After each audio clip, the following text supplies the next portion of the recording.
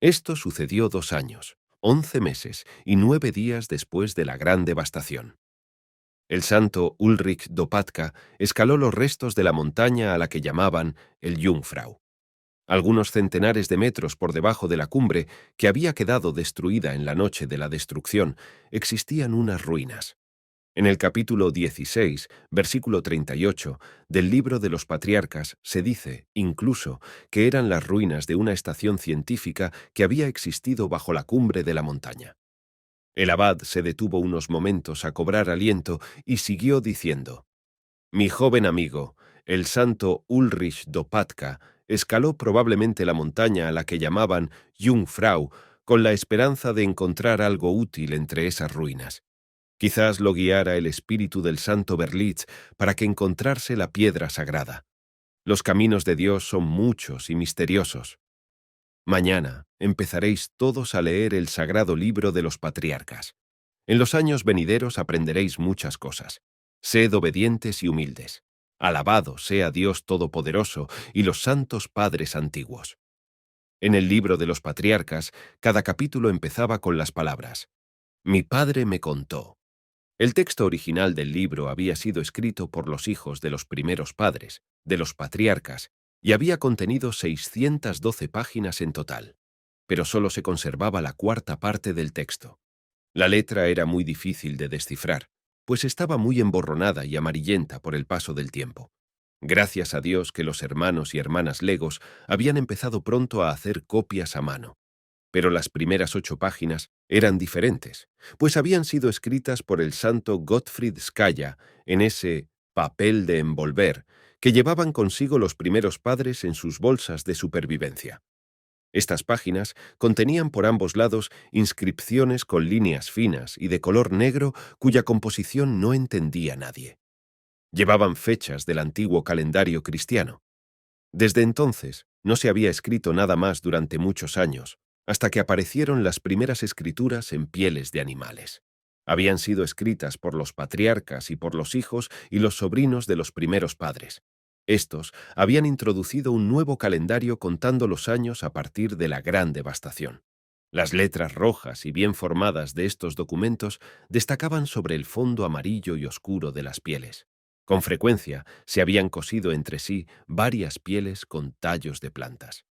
Solo en el año 116 de la gran devastación empezaron a utilizar los descendientes de los patriarcas el papel de cal. Se preparaba una base de fibra vegetal tejida y sobre esta se extendía una fina capa de cal. Para que el conjunto fuera más suave, la cal se mezclaba con aceites vegetales. Los novicios disfrutaban mucho de sus estudios. Sus maestros eran los miembros más antiguos del monasterio. Todas las preguntas que se les ocurrían eran respondidas por los que se reunían en el Consejo de los Sabios. «Honorable miembro del Consejo», preguntó una novicia en la cuarta semana de estudios, «¿por qué me llamo Birgit y el que está a mi lado se llama Christian? ¿Por qué hay un Valentín, un Marcus, un Will y una Gertrude? ¿De dónde proceden estos nombres?» Son los nombres que dieron los primeros padres a sus hijos e hijas. Hubo 3 padres: el santo Gottfried Skaya, el santo Ulrich Dopatka y el santo Johann Fibach.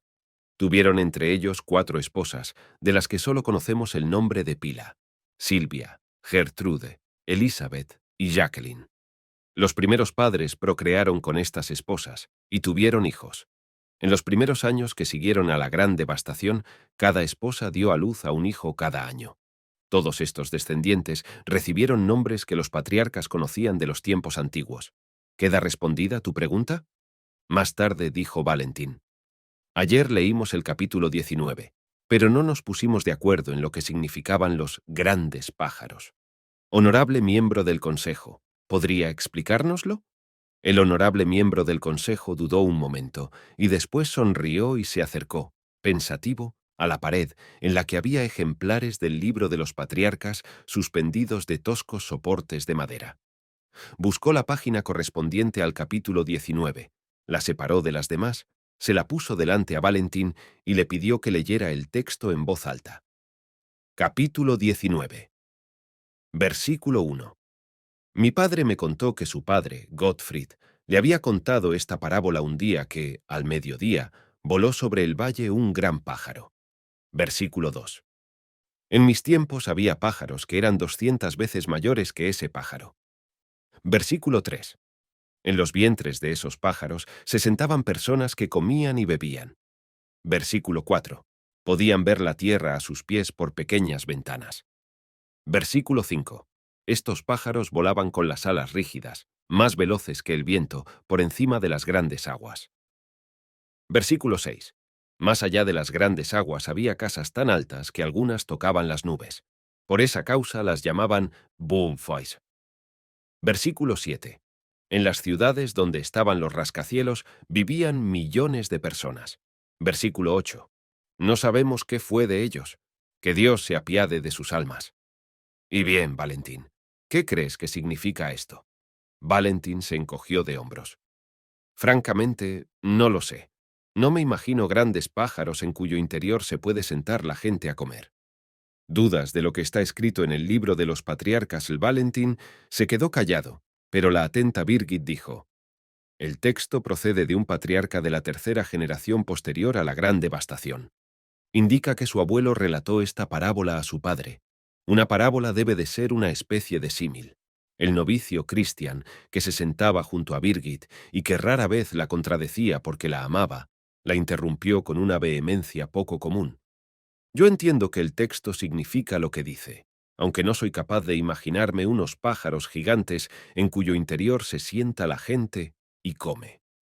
El santo Gottfried Skaya no mintió a su hijo. Era un testigo vivo de los tiempos antiguos. Siguió a esto una discusión animada que fue interrumpida por el honorable miembro del consejo. Ya basta, novicios. El consejo de los sabios ha discutido en muchas ocasiones el capítulo 19. Hemos consultado también a la piedra sagrada de Berlitz. La piedra no conoce otros nombres de los grandes pájaros. Por lo tanto, no pueden haber existido. Es cierto que la piedra sagrada reconoce a los rascacielos. Debieron ser, por lo tanto, grandes casas o torres, tal como se describen en el libro de los patriarcas. Creemos, por lo tanto, que los grandes pájaros en los que se sentaban las personas fueron una visión del futuro que fue otorgada al santo Gottfried Skaya. Sabéis, por supuesto, que los seres humanos no vuelan, pero que les gustaría ser como los pájaros en este sentido. Fue sin duda movido por este deseo, por lo que el santo Gottfried Skaya imaginó un futuro lejano en el que las personas volarían por encima de las aguas como grandes pájaros, sin trabajo ni cansancio. Es probable que el joven patriarca cometiera un error al anotar esta relación. No debería haber escrito los versículos 2 al 7 en pasado, sino en futuro. Dicho de otro modo, no es «había pájaros que eran 200 veces mayores que este pájaro», sino «habrá pájaros que serán 200 veces mayores que este pájaro».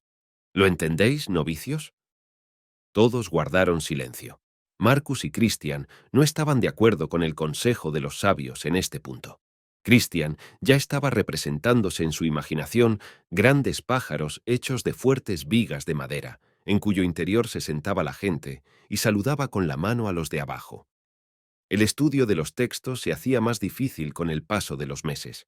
Esto se debía a que una buena parte de los textos originales resultaban ilegibles y, por lo tanto, no se habían trasladado a las copias excelentes que se habían realizado. Por otra parte, faltaban muchas palabras incluso en las propias fuentes originales. Había lagunas en el texto que dificultaban la comprensión del conjunto. Eran muy enigmáticos los textos incompletos de la primera generación, por ejemplo, el capítulo 3, que hablaba de las causas de la gran devastación. Versículo 1. Mi padre me contó que su amigo Johann, el geólogo, opinaba que había sido causada por un gran meteorito que colisionó con la Tierra. Versículo 2. Se calculaba estadísticamente que podía colisionar con la Tierra un meteorito o un cometa cada 10.000 años. Versículo 3. La fuerza de la colisión, ilegible, 20 veces superior a la bomba de Hiroshima. Versículo 4. Falta el principio en el original. Asteroides geógrafo, Adonis, Hermes, Apolo e Ícaro cruzan la órbita terrestre. Versículo 5. Falta el principio en el original. una falla polar que condujo a un desplazamiento del eje terrestre. Versículo 6. El polo norte está ahora en la dirección de la puesta del sol, ilegible. Versículo 7. Lo que antes era tierra está ahora bajo las aguas. Solo no están sumergidas las montañas y los valles altos. Versículo 8. Las montañas que antes estaban bajo el mar ahora deben de estar visibles. Falta el resto. Ya el primer versículo era oscuro. La palabra geólogo aparecía siempre citada en relación con el santo Johann Fiebig, pero no se explicaba el significado de esta palabra. La piedra sagrada de Berlitz aceptaba la palabra geología, pero ¿qué significaba?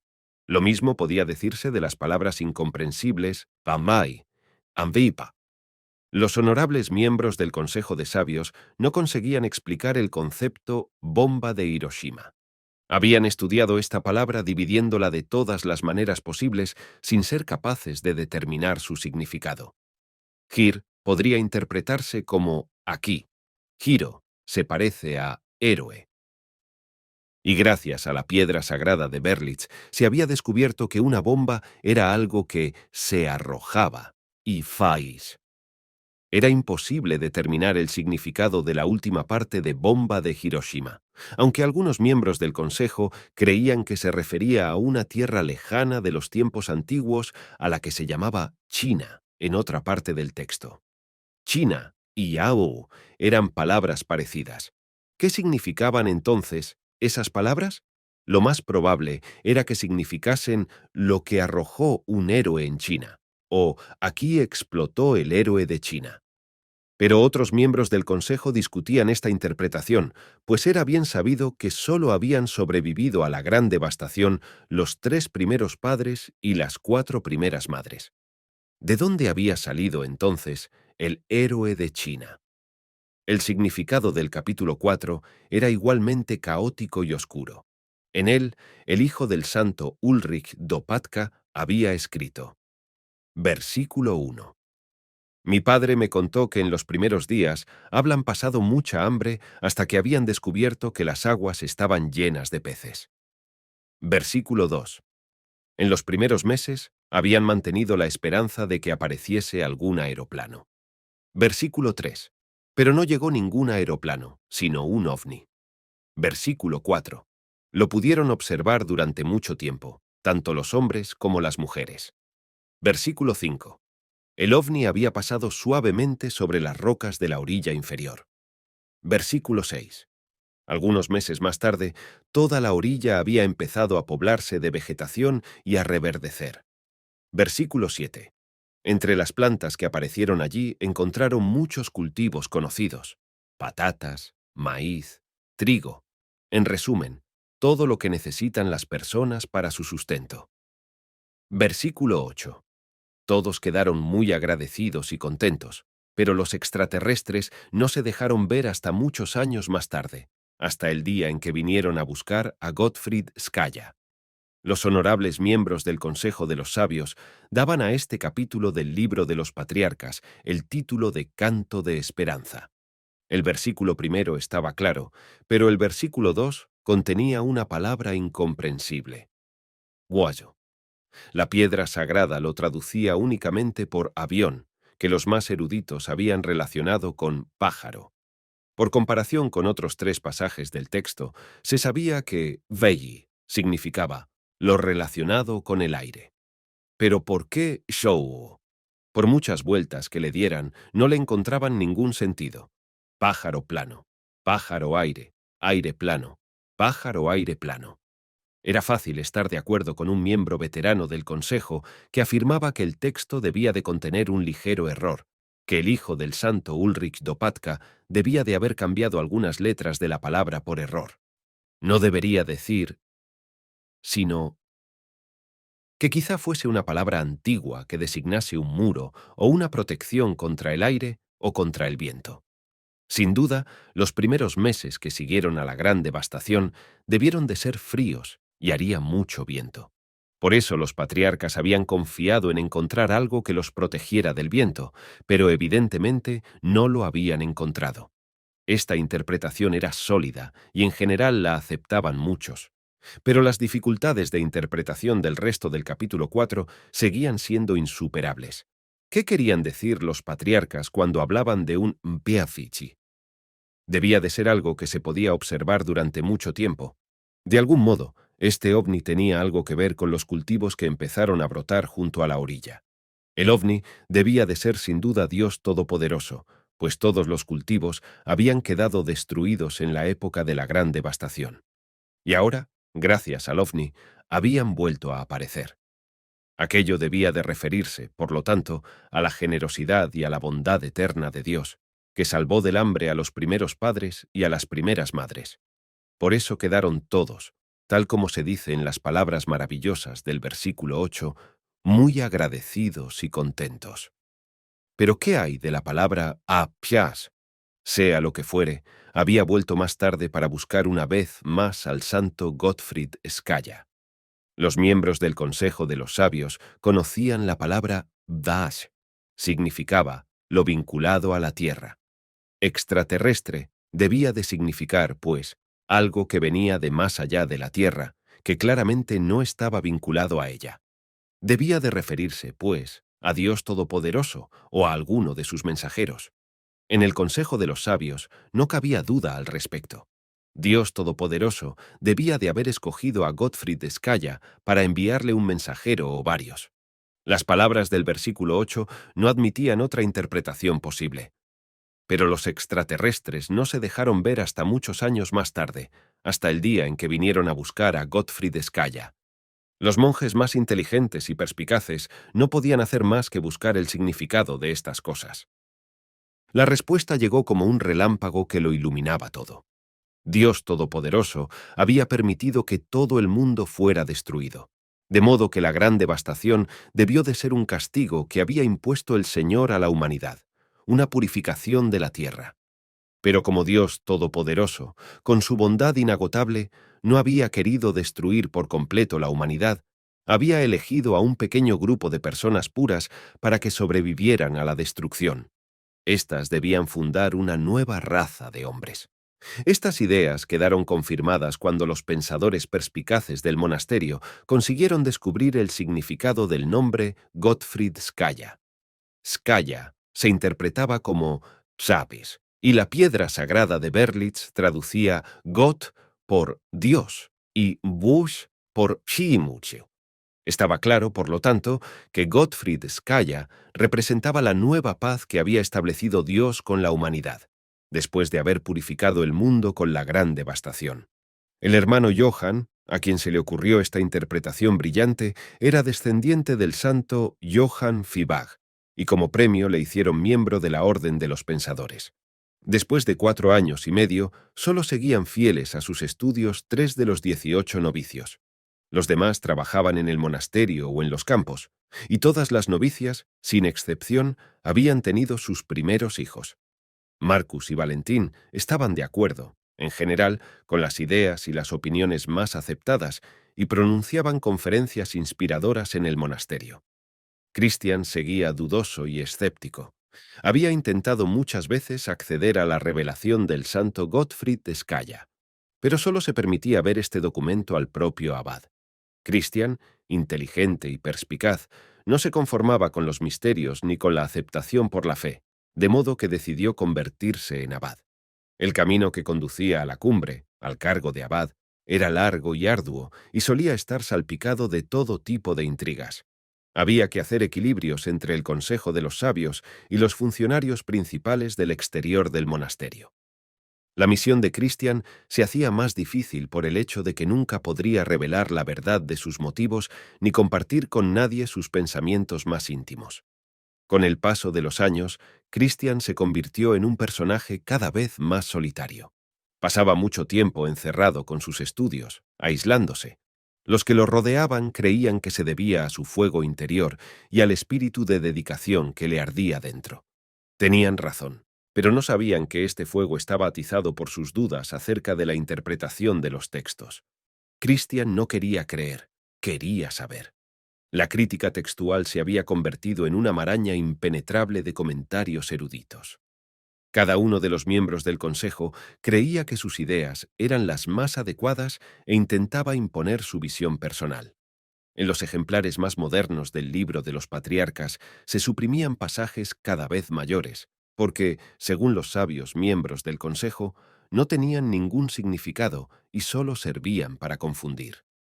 En el capítulo 45 del Libro de los Patriarcas estaba escrito que pocos días después de la gran devastación habían aparecido maderas flotando en las aguas y habían vuelto a aparecer los pájaros, y que, al cabo de pocas semanas, habían empezado a asomar tallos y brotes verdes en los agujeros y en las fisuras de las rocas.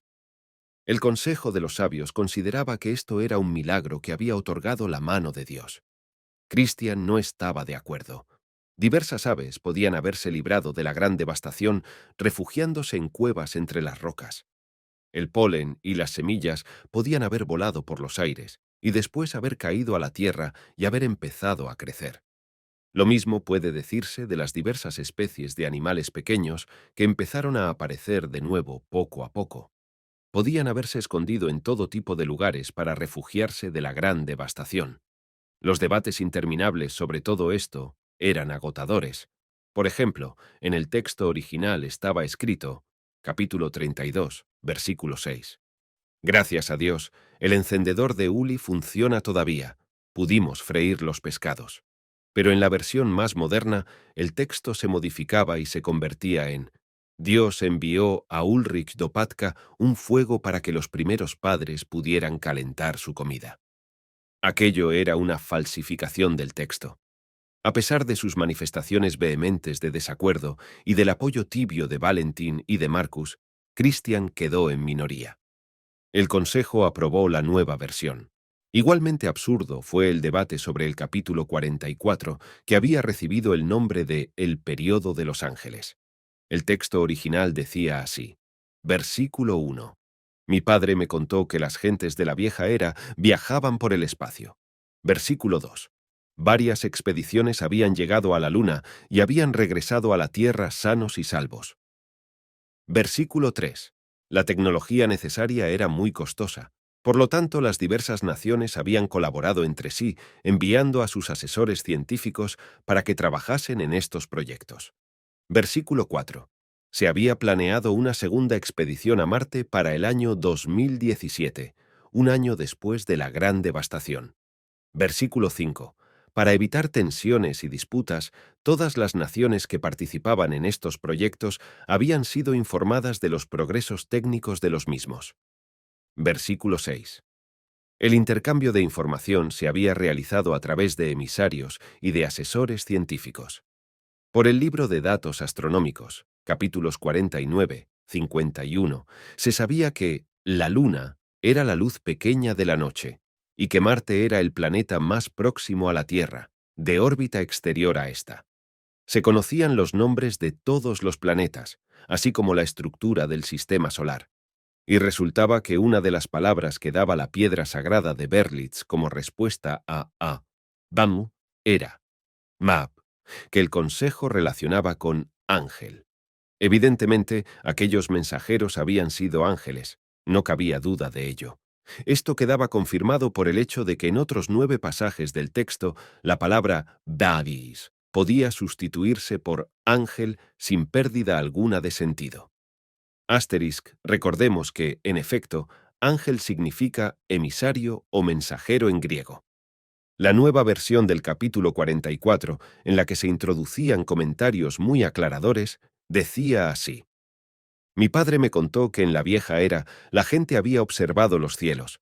Soñaban con viajar con seguridad a la luna y con regresar de ella sanos y salvos. En aquellos tiempos, los ángeles visitaban a las diversas naciones. Advertían a los seres humanos de la inminencia de la gran devastación y de que no era bueno adorar al planeta Marte. Para evitar tensiones y disputas, todas las naciones eran informadas de estas advertencias. Los propios ángeles difundían esta información. Según las ideas de Christian, estas alteraciones falseaban el texto original, pero las había aprobado el Consejo de los Sabios. Ahora se decía que el Consejo estaba inspirado por el Espíritu, y que, por lo tanto, tenía autoridad suficiente para adaptar los textos incomprensibles y darles una forma razonable y accesible. Christian tenía 49 años cuando fue elegido para el cargo de abad. En honor del santo Gottfried de Skaya, tomó el nombre de abad Gottfried II. La confusión textual. Los que no pueden atacar al pensamiento, atacan en cambio al pensador. Paul Valéry. Los textos que fueron escritos hace milenios y que nos han sido transmitidos contienen una profusión de estupideces. Son un crisol abigarrado de fantasías, en parte mitos, en parte leyendas, algunas de las cuales son tenidas, además, por libros sagrados. Muchos de estos relatos fantasiosos pretenden ser la verdad absoluta. Se supone que sus fuentes textuales originales fueron dictadas personalmente por Dios, o cuando menos por algún arcángel u otro espíritu celestial, o quizás por un santo o por una persona apoage, en el sentido gnóstico de la palabra. Actualmente se considera que la Faitash es una filosofía, una visión del mundo o una religión de influencia esotérica. Pero la palabra Buhaishu viene del griego y significa Bikosha. Es indiscutible que estos textos contienen muchos engaños y muchas fantasías. Se exalta y se glorifica a los líderes respetados. Los soñadores convierten las formas de las nubes en señales divinas. Sucesos corrientes, tales como la muerte, se convierten en visitas al mundo de ultratumba. Lo que es peor, nuestros antepasados, por su sed de conocimientos y movidos por su fe verdadera y por su deseo de comprender, falseaban y oscurecían los textos. Se relacionaban entre sí hechos que sin duda no tenían nada que ver en las versiones originales. Para Apuiji, las cosas se añadían palabras que, de repente, como por arte de magia, se presentaban como pertenecientes a las fuentes originales. La moral, la ética, las creencias y la historia tribal se entretejían. Se añadían elementos de otras tradiciones culturales y se combinaban textos cuyas fuentes y cuyo significado original seguramente ya no podremos descifrar nunca. Este embrollo es comprensible. Estamos hablando de unos textos que tienen miles de años de antigüedad y de los intentos constantes para entenderlos por parte de nuestros antepasados. Podremos comprender mejor el estado de desorden de los textos antiguos cuando advertimos el grado de confusión que se puede causar en un periodo de tiempo muy inferior al milenio. Tomemos un ejemplo. Todo fiel cristiano está convencido de que la Biblia es y contiene la palabra de Dios. Y en lo que se refiere a los evangelios, existe la creencia generalizada de que los compañeros de Jesús escribieron sus palabras y sus profecías prácticamente según iban produciéndose. La gente cree que los evangelistas contemplaron los viajes y los milagros de la vida de su maestro y que poco después anotaron lo que había sucedido. A esta crónica de la vida de Jesús se le atribuye la consideración de texto original. ¿Textos originales? Pero en realidad, y esto lo sabe todo teólogo que lleve algunos años de estudios, todo esto es francamente falso. Esos textos originales, que son un rico filón para las especulaciones teológicas, no existen en realidad. ¿Qué es lo que tenemos verdaderamente? Unas copias que, sin excepción, se realizaron entre los siglos IV y X después de Cristo. Y todas estas copias, unas 1500 en total, están tomadas de copias anteriores, y ninguna copia es exactamente igual a otra. Se han contado más de 80.000 discrepancias textuales. No existe ni una sola página de estos supuestos textos originales que no contenga contradicciones. De copia a copia, los copistas alteraban los versículos pensando que ellos entendían mejor su significado y que eran capaces de expresarlo de una manera que se adaptaba mejor a las necesidades de su época. Estos textos bíblicos, originales, están plagados de millares de errores que no es difícil poner al descubierto. El más conocido, el Codex Sinaiticus, que, como el Codex Vaticanus, data del siglo IV de Cristo, fue descubierto en 1844 en el monasterio del Sinai. Contiene más de 16.000 correcciones realizadas por 7 manos diferentes. En varias partes, el texto se ha alterado varias veces y ha sido sustituido por un nuevo texto original. El profesor Dr. Friedrich Delitzsch, especialista altamente capacitado, encontró unos 3.000 errores de transcripción, solo en este texto 1. Todo esto resulta comprensible cuando nos damos cuenta de que ninguno de los evangelistas fue, en realidad, contemporáneo de Jesús, y de que ningún contemporáneo suyo escribió ninguna crónica de primera mano. Solo después de la destrucción de Jerusalén en el año 70 por el emperador romano, Tito, empezó alguien a escribir algo acerca de Jesús y de los suyos. El evangelista Marcos, el primero del Nuevo Testamento, escribió su versión al menos 40 años después de la crucifixión de su maestro. Los propios padres de la Iglesia de los primeros siglos estaban de acuerdo, aunque disintiesen entre ellos en muchas otras cosas, en que los textos originales habían sido alterados. Hablaron muy claramente de la adición, profanación, supresión, alteración y destrucción generalizada de los textos. En este sentido, el especialista doctor Robert Keil, de Zúrich, escribió: «Ha sucedido con frecuencia que un mismo pasaje haya sido corregido en primer lugar por una mano y que después haya sido fiai por otra persona para darle un significado muy distinto, en función del dogma que marcase por entonces una escuela de pensamiento determinada. En todo caso, las correcciones individuales, y tanto más las correcciones generalizadas y sistemáticas, produjeron un caos completamente indescifrable. Cualquier persona que disponga de una Biblia puede comprobar la veracidad de esta conclusión tan tajante. Basta con algunos ejemplos. Compáresen, por ejemplo, los evangelios de Mateo y de Lucas con el de Marcos. Los dos primeros afirman que Jesús nació en Belén. Marcos dice que nació en Nazaret. El evangelio de San Mateo se inicia con la genealogía de Jesús, hijo de David, hijo de Abraham. Se enumeran sus antepasados hasta Jacob, que fue el padre de José. José era el esposo de María. ¿Pero de qué sirve esta genealogía si se supone que Jesús no era hijo de José? Recordarán que se suponía que Jesús había nacido virginalmente. Mateo enumera 42 antepasados de Jesús. Lucas, por su parte, enumera 76. Los evangelistas tampoco concuerdan sobre las últimas palabras de Jesús en la cruz. Según Marcos, 15:34, y Mateo, 27:46, dijo en voz alta: Dios mío, ¿por qué me has abandonado? Según Lucas, por su parte, dijo: Padre, en tus manos encomiendo mi espíritu.